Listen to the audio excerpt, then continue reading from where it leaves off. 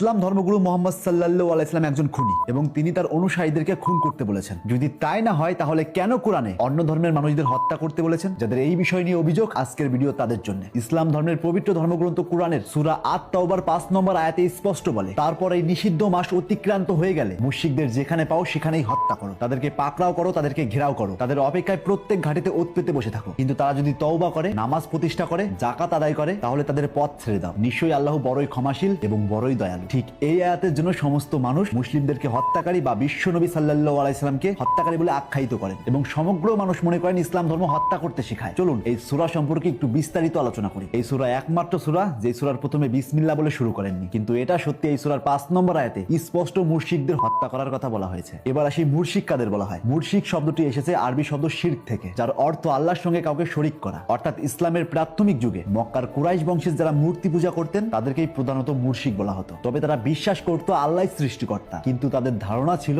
বিভিন্ন দেবদেবী বা মূর্তির মাধ্যমে আল্লাহর কাছে পৌঁছাতে হবে। তাই তারা কাবার ভিতরে এবং আশেপাশে মোট 360টি মূর্তি স্থাপন করেন। এবার আসি, সত্যি কি কোরআন সমস্ত অমুসলিমকে হত্যা করতে বলেছেন, নাকি এর মধ্যে লুকিয়ে আছে অন্য ঘটনা? সূরা আত-তাওবা নাজিল হয় হিজরির 9ম বছরে। তখন আরব উপদ্বীপে মুসলিমদের সঙ্গে কিছু নির্দিষ্ট মুশরিক গোত্রের সঙ্গে চুক্তি হয়, টানা 10 বছর কোনো যুদ্ধ করা যাবে না, দুই পক্ষের বিরুদ্ধেই পরস্পর সাহায্য করবে না। যে কোনো গোত্র চাইলে মুসলিম পক্ষে বা কুরাইশদের পক্ষে চুক্তিবদ্ধ হতে পারবে, কেউ গোপনে আক্রমণ বা বিশ্বাসঘাতকতা করতে পারবে না। এটা ছিল শান্তি এবং সহাবস্থানের চুক্তি, অর্থাৎ এই চুক্তির মেইন উদ্দেশ্য ছিল শান্তি। কিন্তু এই চুক্তি হওয়ার পরেও সেই মুশরিকরা বারবার সেই চুক্তি ভঙ্গ করছিল। তারা গোপনে ষড়যন্ত্র করে, বিশ্বাসঘাতকতা করে এবং অকারণেই বারবার যুদ্ধ করেছিলেন। অর্থাৎ এক কথায় তারা বারবার সমস্ত চুক্তি ভঙ্গ করছিলেন। এটা শুধু একবার নয়, তারা বারবার করতে থাকে। তখন নাজিল হয় এই সূরা আত-তাওবা। তখন বলা হয় ওই চুক্তি ভঙ্গকারী মুশরিকদের যেখানে পাবে সেখানে হত্যা করো, তাদের প্রত্যেকটা ঘাটিতে ওত পেতে বসে থাকো, কিন্তু যেই সব মুশরিকরা ক্ষমা চাবে তাদেরকে যেতে দাও। অর্থাৎ এই সূরা নাজিল হয় শুধুমাত্র এক নির্দিষ্ট চুক্তি ভঙ্গ করা মুশরিকদের জন্য, সারা পৃথিবীর মানুষদের জন্য নয়। চলুন আরেকটু সহজ করে বলি। ধরুন ভারত আর পাকিস্তানের মধ্যে শান্তি চুক্তি হলো। চুক্তিতে লেখা হলো পরস্পর কেউ কাউকে আক্রমণ করবে না, কখনো বিশ্বাসঘাতকতা করবে না, কখনো চিট করবে না এবং নিরপরাধ মানুষদের হত্যা করবে না। কিন্তু এই চুক্তি হওয়া সত্ত্বেও পাকিস্তান বারবার ভারতবর্ষকে আক্রমণ করতে থাকে। ভারত সীমান্তের কাশ্মীরের উপর হামলা চালায় এবং অকারণে মানুষদের হত্যা করতে লাগলো। তাদেরকে বারবার সতর্ক করা সত্ত্বেও তারা এই অপকর্ম করতেই থাকলো। তারা প্রতিনিয়ত চুক্তি ভঙ্গ করছিল। এবার সত্যি করে বলুন তো, ভারতবর্ষ কি চুপ করে থাকবে? একদমই না। যেহেতু তারা বারবার সতর্ক করা সত্ত্বেও তারা চুক্তি ভঙ্গ করছে, তাই তাদের এই হামলা থামানোর জন্য তাদের সঙ্গে যুদ্ধ ঘোষণা করতে হবে। ঠিক তেমনি মুশরিকরা যখন বারবার চুক্তি ভঙ্গ করছিল, তাই তাদেরকে শুধরানোর জন্য 4 মাস সময় দিয়েছিল। যদি তারা এই 4 মাসের মধ্যে না শুধরায়, তবে চুক্তি ভঙ্গকারী, অশান্তি সৃষ্টিকারী মুশরিকদেরকে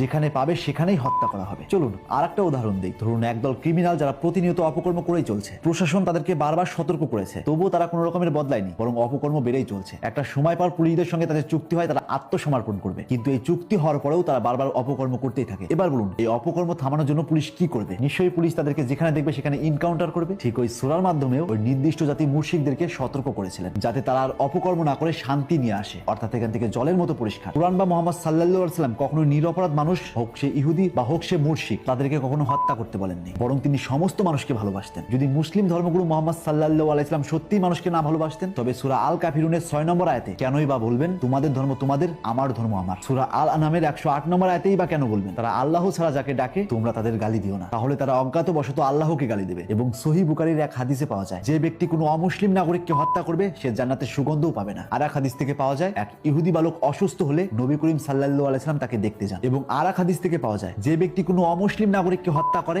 আমি কিয়ামতের দিন তার বিরুদ্ধে বাদী হব। অর্থাৎ এখান থেকে স্পষ্ট নবী মুহাম্মদ সাল্লাল্লাহু আলাইহি সাল্লাম অন্য ধর্মের মানুষদের খুব ভালোবাসতেন। আর যেই আয়াত নিয়ে এত বিতর্ক, সেই আয়াত সমগ্র অমুসলিমদের জন্য নয়, বরং কোনো এক সময়ের কোনো এক নির্দিষ্ট সীমা লঙ্ঘনকারী মুশরিকদের জন্য। আর যারা এই আয়াত নিয়ে বিতর্ক সৃষ্টি করেন, এট ফার্স্ট এই একটা আয়াত না পড়ে এই সূরা আত-তাওবার সমস্ত আয়াতগুলো পড়ুন এবং তার সমস্ত প্রেক্ষাপট সহ সমস্ত মানে জানার চেষ্টা করুন। সবকিছুর পরিপ্রেক্ষিতে একটা কথাই বলতে চাই, সে হোক হিন্দু ধর্ম, হোক মুসলিম ধর্ম, কিংবা হোক খ্রিস্টান বা বৌদ্ধ ধর্ম, সেই ধর্মকে প্রপারলি না জেনে সেই ধর্মকে কটূক্তি করা অন্যায়। আপনি তখনই মন্তব্য করুন যখন আপনি সমস্ত ঘটনা অবগত। আর ভুলেও কোনো ধর্মগ্রন্থে অপব্যাখ্যা করবেন না। আর একটা কথা সবসময় মনে রাখবেন, আমাদের ধর্ম আমাদের কাছে শ্রেষ্ঠ, তাদের ধর্ম তাদের কাছে শ্রেষ্ঠ। তাই কোনো ধর্মকে অসম্মান করবেন না। তাই প্রত্যেক ধর্মের উপর রেসপেক্ট রেখে কথা বলুন, কারণ আমি বিশ্বাস করি প্রত্যেক ধর্ম শান্তির ধর্ম, প্রত্যেক ধর্ম শান্তি শেখায়। কিন্তু এই সমাজে এক শ্রেণীর মানুষ আছে যারা ধর্মগ্রন্থগুলোকে বিকৃতি করে প্রতিনিয়ত অশান্তি বাঁধাচ্ছে। নিশ্চয়ই নিজের ধর্মটাকে শ্রেষ্ঠ প্রমাণ করুন, কিন্তু তা অন্য ধর্মকে ছোট করে নয়। আমার ভিডিওর উদ্দেশ্য কোনো ধর্মকে ছোট করা বা অসম্মান করা নয়, বরং আমার ভিডিওর উদ্দেশ্য সত্যটাকে জানানো। আর সত্য হলো নিম পাতার মতো, খেতে তেতো হলেও উপকার আছে। আর ভিডিওতে কোনো রকমের ভুল ত্রুটি থাকলে তা অবশ্যই ক্ষমার দৃষ্টিতে দেখবেন।